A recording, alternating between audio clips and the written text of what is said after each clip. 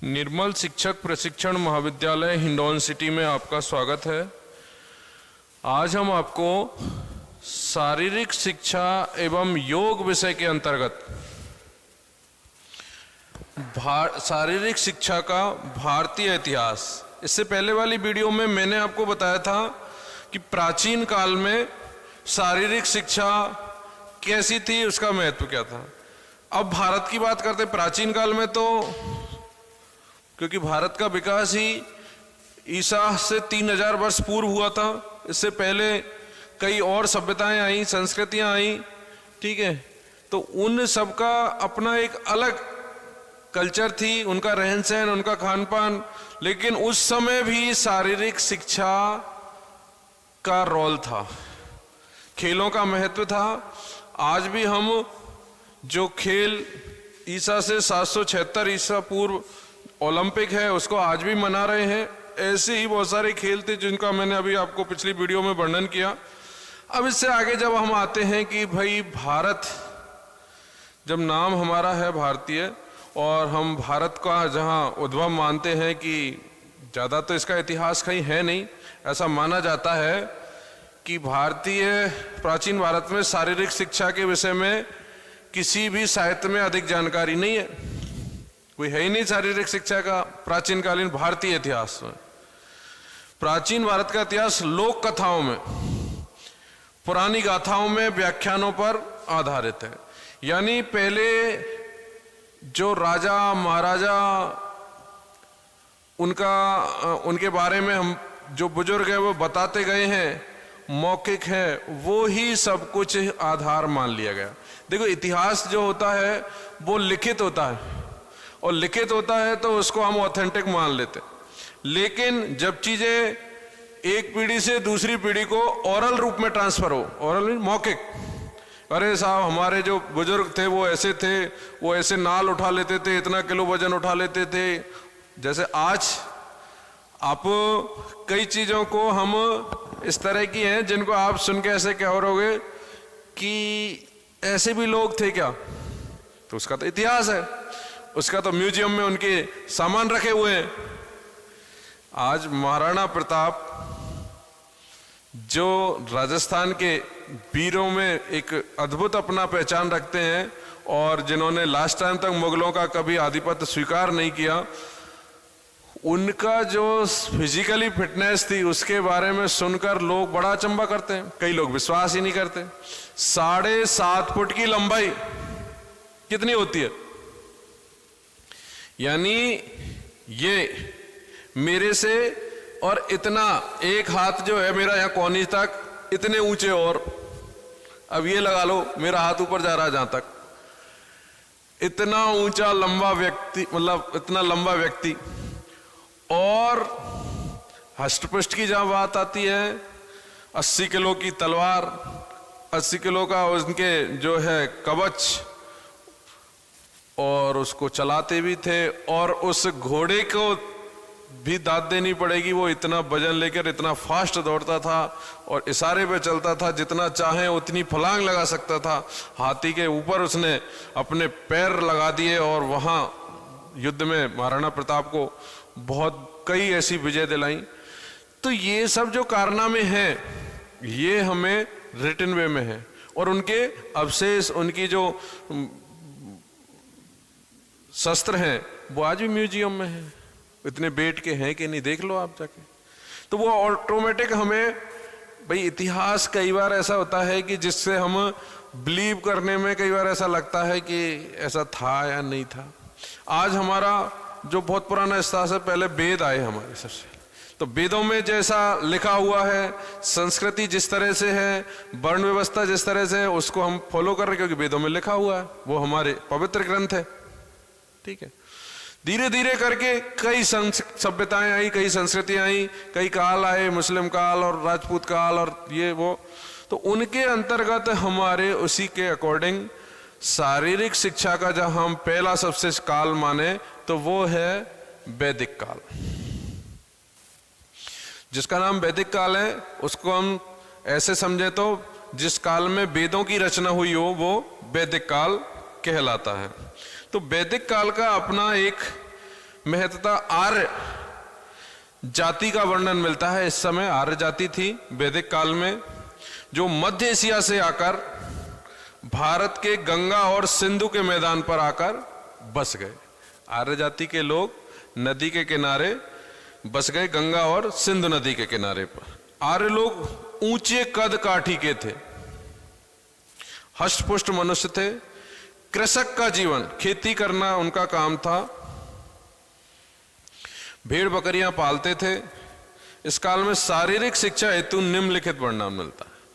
तो वेदों में, वैदिक काल में जो शारीरिक शिक्षा है उसका क्या मिलता है अवशेष, मतलब उनके बारे में वेदों में ये लिखा हुआ है कि यहाँ के लोग तीरंदाजी, भाई शिकार खेलना है तो तीरंदाजी तो सीखना वैसे भी होगा, निशानेबाजी, घुड़सवारी, रथ सवारी में दृढ़ थे और इनका उपयोग युद्ध तथा क्रीड़ाओं के दौरान भी किया करते थे।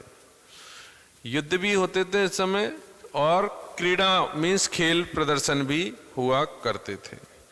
इस काल में योग की उत्पत्ति भी, क्योंकि वेदों के टाइम में योग विद्या भी थी, क्योंकि संत महात्मा वैदिक काल में थे तो वो योग को ही अपना वो मानते थे। प्राणायाम को धार्मिक क्रियाओं में अपनाया जाता था।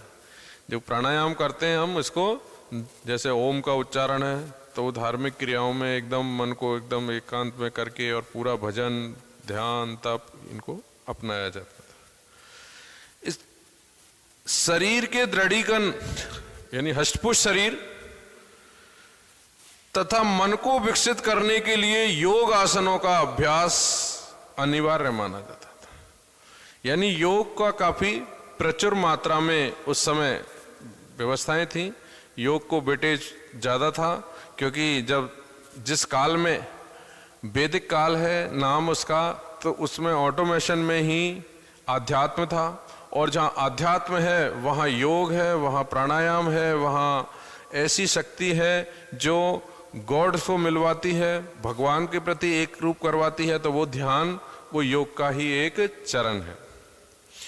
सूर्य नमस्कार, आज एक राजनेता हैं जिन्होंने अपने एक वक्तव्य में कहा था, जब ये दो पार्टियों के नेता, एक कांग्रेस पार्टी एक बीजेपी, तो कांग्रेस पार्टी के हमारे राष्ट्रीय अध्यक्ष के रूप में जब राहुल गांधी थे, उन्होंने ये कहा कि कुछ समय बाद नरेंद्र मोदी को आज का युवक, यूथ 2, 4, 5, 6 महीने बाद डंडे लगाएगा, पीटेगा उसको।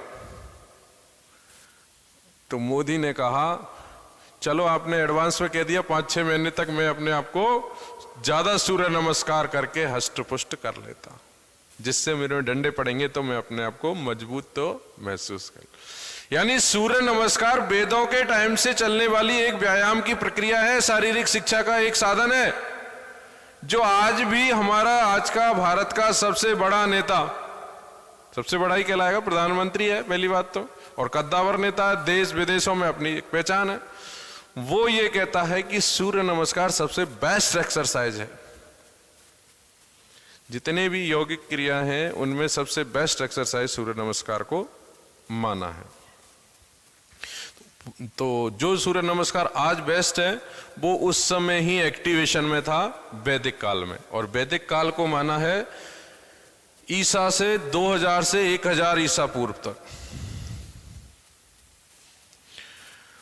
तो सूर्य नमस्कार व्यायाम प्रणाली का अंग था। इसमें शरीर को स्वस्थ रखने से सहायता मिलती थी। नंबर 2 पे है महाकाव्य काल। महाकाव्य, रामायण, महाभारत नामक महाकाव्यों का सृजन इसी युग में हुआ। आर्य जाति की वीरता की गाथा तथा विजय अभियानों का चित्रण भी रामायण तथा महाभारत में हुआ है। इन महाकाव्यों के अध्ययन से शारीरिक शिक्षा के संबंध में कई ऐसे वर्णन है जो देखने को मिले हैं। तो महाकाव्य काल चला है 1000 से 600 ईसा पूर्व तक। तो इसमें शारीरिक शिक्षा के बारे में क्या कहा है कि शारीरिक शिक्षा सामान्य शिक्षा प्रणाली का एक महत्वपूर्ण अंग है। यानी सामान्य अगर आप शिक्षा प्रणाली की कहीं व्यवस्था करते हैं तो उसमें शारीरिक शिक्षा भी एक महत्वपूर्ण पार्ट है। ठीक है। इसके बाद है रामायण तथा महाभारत में तीरंदाजी, भाला फेंक, खड़कद्वंद, तलवारों की जो लड़ाई है, मल्ल युद्ध, मल्ल युद्ध एक तरह से कुश्ती का सही रूप है, रथ दौड़ आदि का उल्लेख मिलता है। भाई रथों की लड़ाई तो महाभारत में आपने देखी है, रामायण में भी देखी है। ठीक है। मल्ल युद्ध भी आपने दुर्योधन और भीम का देखा है, जिसको हम मल्ल युद्ध गदा युद्ध दोनों ही कह सकते हैं। इसके साथ में ही तीरंदाजी खूब देखी है, भाले को भी आपने देखा है युद्धों में। तो इस समय ये जिनको हम खेल में कहते हैं या एक शारीरिक प्रशिक्षण कहते हैं, शारीरिक क्रियाएं कहते हैं, वो सब इस समय काफी अच्छी तरह से सिखाई जाती थी। ऐसा नहीं कि स्टार्टिंग थी, उस समय काफी निपुण थे लोग वहां। कुछ तो योग साधना से, वही तीर आपको देखा आपने, कई मंत्रों के उच्चारण से तीरों का आना चलता रहता था कि भाई किस तरह का है। अब अग्नि का आ रहा है, कभी जल का आ रहा है, कभी शेषनाग वाला आ रहा है, कभी मोह पास वाला तीर आ रहा है, कई बार एक ऐसी ध्वनि, तेज ध्वनि करने वाला है। तो ये सब मंत्र उच्चारण करने के साथ में थी। तो ये योग साधना के से भी प्राप्त की जा।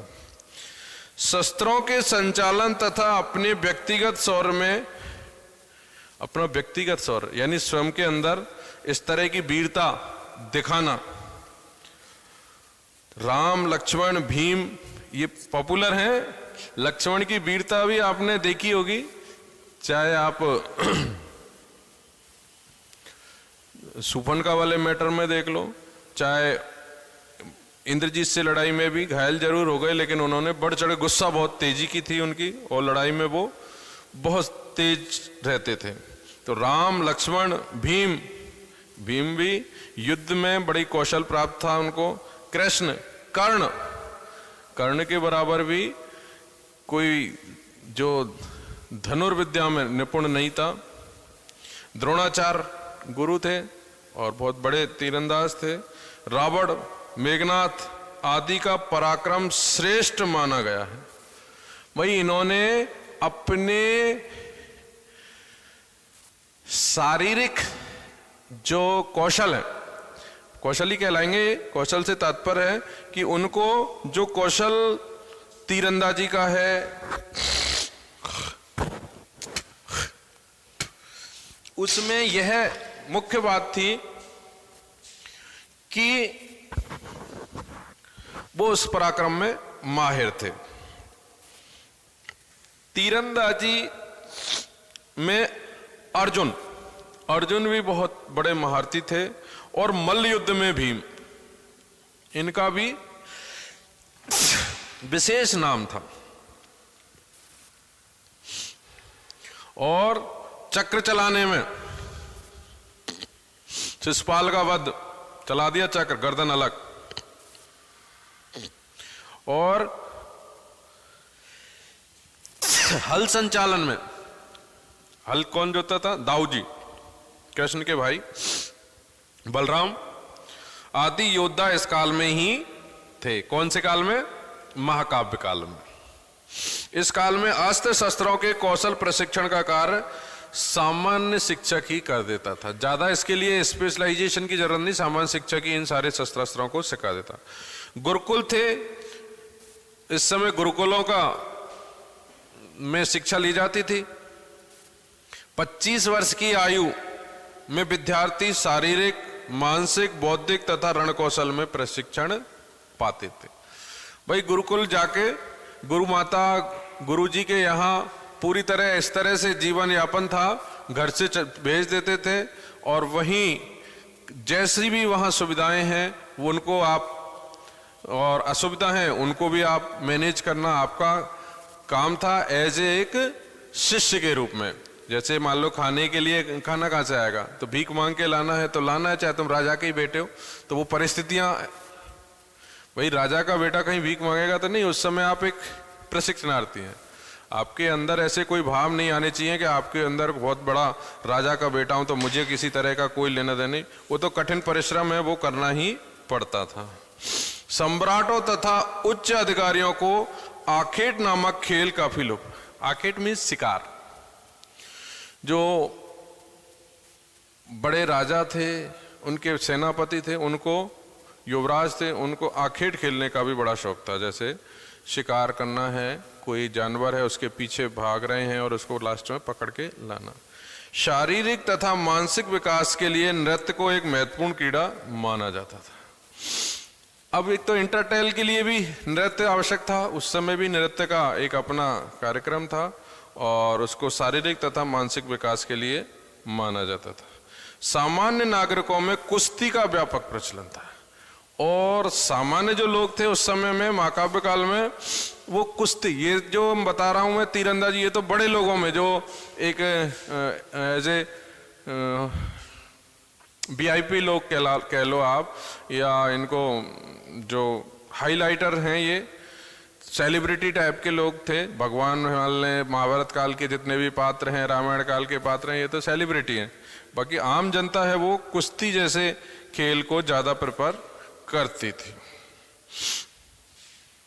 इसके अलावा इस काल में अंतिम समय में तक्षशिला, पाटलिपुत्र, कन्नौज, मिथिला आदि का अस्तित्व आ चुका था, जिन्हें ज्ञान का केंद्र माना जाता। तक्षशिला और पाटलिपुत्र ये तो काफी पॉपुलर रहे ही थे। इसके बाद है ऐतिहासिक काल, जो 600 ईसा पूर्व इसका टाइम है, 6 ईसा पूर्व में। इस काल में भारत छोटे छोटे राज्यों में बटा हुआ था। काय में? छोटे छोटे राज्यों में, जिन पर राजवंशों का, छोटे छोटे वन में है तो राजा छोटे छोटे उस पर राजा बने हुए थे। ये राजा आपस में लड़ते रहते थे, छोटी सीमाएं, उसका विस्तार करने के लिए दूसरे से लड़ जाए, उसका राज कब्जे में कर लिया, उसको गुलाम बना लिया। इस तरह से लड़ाई होती रहती थी उस समय में। इसी काल में बुद्ध धर्म तथा जैन धर्म का काफी प्रचार प्रसार हुआ। कौन से में? ऐतिहासिक काल, ईसा से 600 ईसा पूर्व। जन सामान्य में हिंदू धर्म के प्रति एक असंतोष होने लगा। हिंदू धर्म के प्रति असंतोष के कारण क्या थे? बुद्ध तथा जैन धर्म में अहिंसा तथा शांति पर बल दिया। उन्होंने सुरक्षा के लिए शरीर को बलशाली बनाने का प्रोत्साहन भी दिया था। देखिए हो क्या गया था, बौद्ध धर्म का कैसे विकास हुआ कि जो ऐसी व्यवस्थाएं थी भगवान को मानने वाली, ईश्वरीय जो पूजा करने का अधिकार था, वो केवल ब्राह्मणों के पास ही रह गया। अब इसमें जाति का कोई लेना देना नहीं था, लेकिन बना दिया इसको ऐसा, तो इसमें आम आदमी जो आस्तिक है, जो ईश्वर की भक्ति करना चाहता है, वो उससे परेशान रहने लगे कि भाई हमें अधिकार ही नहीं है, हम जाति में नहीं। तो फिर एक अलग से धर्म का निर्माण हुआ जिसको हम बौद्ध काल के रूप में जानते हैं।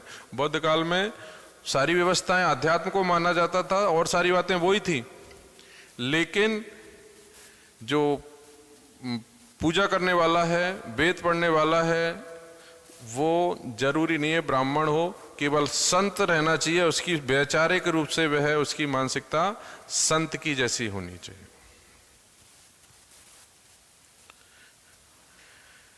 इसके अलावा तो इस काल में एक चीन का यात्री था मेगास्थनीज, चंद्रगुप्त मौर्य के राज्यकाल के दौरान आया था और शारीरिक शिक्षा तथा शस्त्र प्रशिक्षण का उसमें उल्लेख किया गया मेगास्थनीज में। मल्लयुद्ध, कूद, भाला फेंक, रथ दौड़ आदि क्रीड़ा की गतिविधियां इस काल में प्रचलित थी। कौन से काल में? ऐतिहासिक काल में, ईसा से 600 ईसा पूर्व। अशोक का सैन्य बल अत्यंत प्रबल और तत्पर था। इससे यह स्पष्ट होता है कि इस काल में शिक्षा, युद्ध तथा अभ्यास अत्यंत व्यापक और प्रचंड। अशोक महान बहुत महान की उस पर जो लगी है उपमा, उसको दो कारण से माना। पहले वो बहुत बलशाली था लेकिन निर्दयी था, लेकिन बाद में जब उसने बौद्ध धर्म को स्वीकार किया, देखा दुनिया में, तब उसने इतने पुण्य कर्म किए अशोक ने कि वो जनता के लिए, परोपकार के लिए ही अपना पूरा जीवन उसने व्यतीत कर दिया। इसके बाद आता है नालंदा काल, 300 ईस्वी। अब आ गई ईस्वी, पहले ईसापुर अब ईस्वी है। तो नालंदा काल, इस काल में नालंदा विश्वविद्यालय प्रसिद्ध शिक्षण का केंद्र था। नालंदा विश्वविद्यालय में ही शिक्षा का जो व्यवस्था थी काफी सुदृढ़ हो गई थी और लगभग 6000 विद्यार्थी इस विश्वविद्यालय में पढ़ते थे। इसमें विश्वविद्यालय में वैज्ञानिक, धार्मिक, बौद्धिक आदि विषयों के साथ स्वास्थ्य के लिए शारीरिक शिक्षा कार्यक्रमों पर जोर दिया जाता था। विज्ञान को भी माना जाता था, धर्म को भी माना जा रहा है और बौद्धिक पाठचर्या को भी स्थान था और साथ में शारीरिक शिक्षा को भी महत्व था। तो इसमें मुख्यतः शारीरिक शिक्षा के जो पॉइंट हैं वो है, एक तो प्राणायाम तथा सूर्य नमस्कार की क्रियाएं निरंतर करवाई जाती थी। विश्वविद्यालय का जो सुबह मॉर्निंग के टाइम पे प्रार्थना और प्रार्थना के साथ में प्राणायाम और योग कंपलसरी थे, उनको पूरी तरह से मान लिया गया था। पैदल चलना, ऐसा माना गया था कि पैदल चलकर ही हम अत्यंत सुखी रह सकते हैं और वो हमारे लिए बहुत ज़्यादा गुणकारी है, इसलिए पैदल चलने को ज़्यादा प्रेफरेंस थी। योग अभ्यास, अश्वारोहण, घोड़े पे घुड़सवारी, कुश्ती आदि गतिविधियां सामान्य तौर पर हुआ करती थी। इसके बाद आता है राजपूत काल। ये काफी पॉपुलर काल रहा है।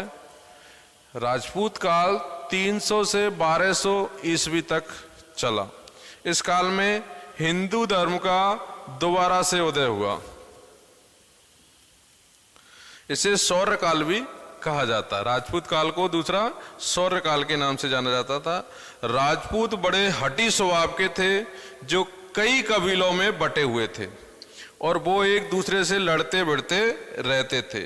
अपने को विशुद्ध क्षत्रिय कहलवाते थे और वे शूरवीर थे और युद्ध ही उनका व्यवसाय था। मेन वही क्षत्रिय का काम ही ये लड़ाई का है, तो युद्ध ही उनका मुख्य व्यवसाय था। इस काल में शारीरिक शिक्षा का विशेष महत्व था।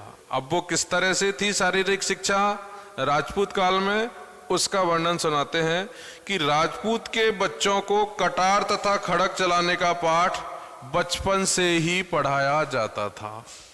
यानी जैसे कहना, बहुत से कहते हैं कि हमें तो साहब घुट्टी ही इस तरह की मिली है। घुट्टी से तात्पर्य है कि हमें बचपन से ही इस तरह के संस्कार मिले हैं कि हम तलवार और छुरी और इनको हम से डरते नहीं हैं हम, और इनको चलाने में महारत हासिल है हम, क्योंकि हमने बचपन से ही इनके साथ ही बिताया है। फिर राजपूत स्त्रियां जो होती हैं वो जौहर एक है, आत्मदाह जिसको कहते हैं कि प्रथा, संसार में उनका ही काम था। यह एक दुस्साहसीय कार्य था, अतुलनीय एवं दुस्साहसीय। आज तो इस सती प्रथा को बंद कर दिया गया, लेकिन सोच के देखो उन वीरांगनाओं को, भाई वीरांगना नाम दिया था उनको। होता क्या था पहले, ये तो आपको पता ही है खूब, फिर भी मैं एक बार आपको बता देता हूं कि युद्ध जब होता है, क्योंकि राजपूत थे, छोटे छोटे उनके रजवाड़े थे, छोटे एरिया में, भाई ये मेरा सीमा रेखा है, 1000-2000 आदमियों के बीच में जो बस्ती है उसमें अपने राजा बन गए, और राजा बन गए, उनकी पूरी अलग से व्यवस्था। हमारे यहीं करौली दरबार, जयपुर दरबार, भरतपुर दरबार, छोटे छोटे दरबार थे, यहाँ अलग अलग राजा बैठते थे न। तो इसमें क्या हुआ कि जब राजा कोई हार जाता था तो उनकी जो पत्नियां, उसकी जो दासियां थीं, बहन, बेटी, माँ, सभी जो महिलाएं थीं वो गुलाम बना ली जाती थी। अब जब स्थिति ऐसी आती थी गुलाम बनाने की, उससे पहले ही जैसे ही पता चल जाता था कि उनके पति युद्ध में वीर गति को प्राप्त हो गए हैं, तो वो उसी समय एक सामूहिक जौहर कर लेती थी, अपने आप को आत्मदाह करके नष्ट कर लेती थी कि हम दुश्मन के पास अपने आप को सौंपेंगे नहीं। दुश्मन के पास जाने से अच्छा है हम हमारे पति की चिता के साथ में ही अपने आप को न्यौछावर कर दें। ये वीरांगनाओं की पहचान है। इस तरह का एक रीति थी। बाद में तो मानव अधिकार आया कि हर आदमी को जीने का अधिकार है, कोई करने पे इस पे तो एक तरह से सजा मिल जाएगी आपको। आज कोई अगर किसी तरह से सुसाइड करता है तो वो एक तरह से अपराध की श्रेणी में आता है। आप सुसाइड भी नहीं कर सकते। अगर चले गए दुनिया से जो बात तो अलग है, ऊपर जवाब देना है। बाकी अगर यहीं रह गए तो आपके ऊपर केस और चलेगा।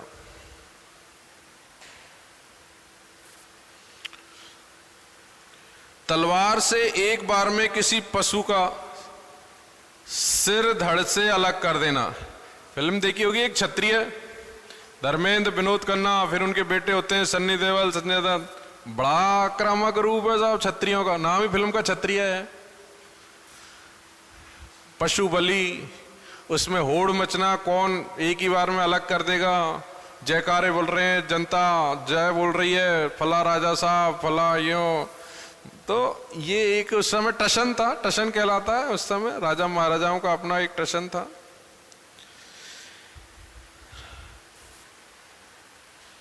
अश्वारोहण यानी घुड़दौड़, घोड़े पर सवारी होना, तीरंदाजी, कुश्ती, आकेट, गदा युद्ध आदि भी इस काल के प्रिय खेल थे।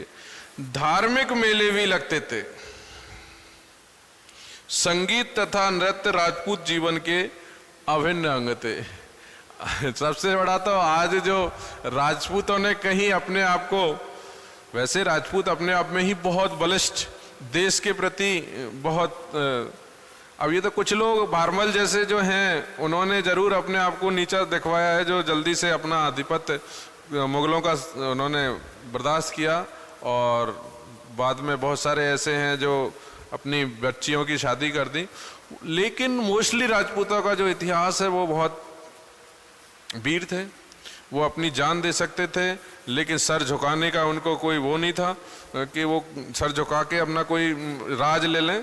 ठीक है, मरना मंजूर है, और पीठ नहीं दिखाते थे।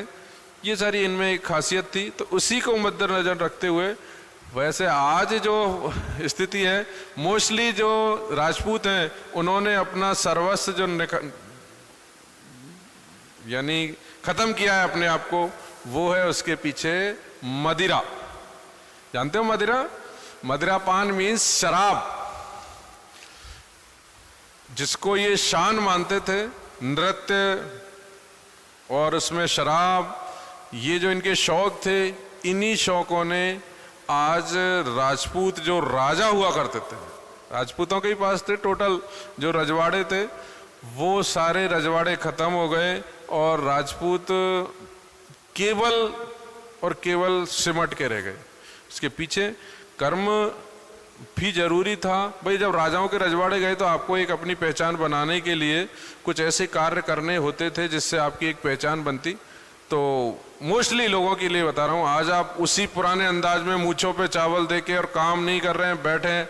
आज भी महिलाएं राजपूतों की बड़े शान और शौकत से रहती हैं। मैंने तो एक बार एक देखा, यहीं पास में एक कुठिले का हनुमान, जानते होगे आप, मंदिर है। एक बार वहाँ कोई वो था, लगता है हर साल मेला, तो वहाँ एक ऊपर पहाड़ पे मैंने एक ऐसा किला देखा और वहाँ एक गाड़ी जीप जा रही थी। मैं नीचे दुकान पे ऐसे पूछ रहा था, मैंने कहा यार इतनी ऊपर गाड़ी जा रही है, कहाँ जा रही है किले में? और एक साहब घर है, यहाँ तो रहते हैं, राजपूतों के घर हैं, राजपूतों के घर हैं, परिवार सहित रहते हैं। हाँ, इतनी ऊंचाई पे? हाँ। कि साहब इनमें खासियत यही है कि इनकी महिलाएं कभी बाहर नहीं निकलती। अगर कहीं मायके भी जाएंगी तो बिल्कुल पैक गाड़ी में वहीं से बैठेंगी और अपने मायके में ही जाके उतरेंगी। और जितने भी काम है, चाहे वो पानी भरना है, लकड़ी काटना है, जो भी काम है वो पुरुष करते हैं। यानी महिलाओं को बाहर निकलने की इजाज़त नहीं है।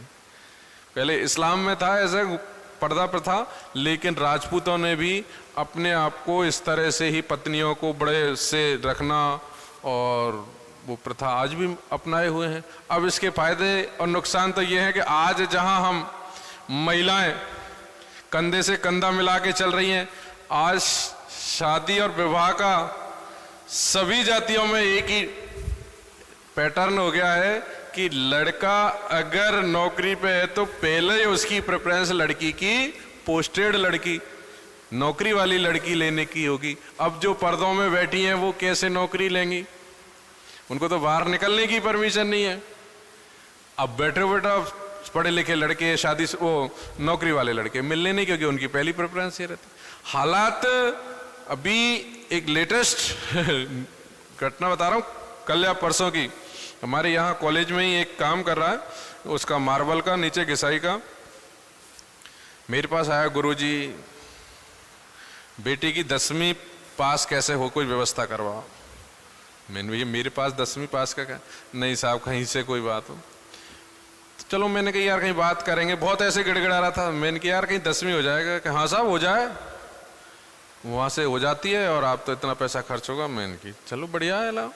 मैंने उसको भेज दिया। मैंने क्यों ऐसा क्यों कर रहा है यार, कि भाई साहब 4 बार उसको बिठाया और 4 बार वो फेल हो गई, 10वीं पास नहीं हो रही। और जो भी लड़के देखने जाता हूँ उसके लिए शादी करने के मूड में वो यही कहते हैं कितनी एक पढ़ी लड़की है। अब जब 10वीं पास नहीं करी उसको वो ले ही नहीं रहे, तो एक विडंबना हो गई। अब उसको विडंबना माने या ये माने कि जागरूक ज़्यादा हो गया समाज, हर समाज ही, कि भाई आज बच्चे होंगे तो उनको थोड़ा बहुत पढ़ाने करने को और भी कई सारी सोच होनी। यानी चलो नौकरी नहीं है तो हाईली क्वालिफाइड तो हो, तो इस तरह की सोच के साथ में ही लड़कों की एक पहले ऐसा कुछ नहीं था। तो आज जहां लड़के लड़कियों में इस तरह से समानता है, तो उस समय की जो राजपूत काल था उस समय महिलाओं को बड़े उसमें रखता था, और नृत्य और जो बातें थी धार्मिक मेलों को ज़्यादा उस समय प्रेफरेंस था। कहने का तात्पर्य यही है कि जो हमारे प्राचीन कालीन भारतीय व्यवस्थाएं थी उसमें सबसे बड़ी बात एक ही है कि जो चाहे वो मुस्लिम शासन हो चाहे राजपूतों का शासन हो, सबके अंदर एक ही बात का मुख्य वो था कि शिक्षा की, शारीरिक शिक्षा की तो हर जगह ही डिमांड थी, चाहे वो वैदिक काल हो और लास्ट में आज जो शारीरिक शिक्षा हुआ है। धन्यवाद।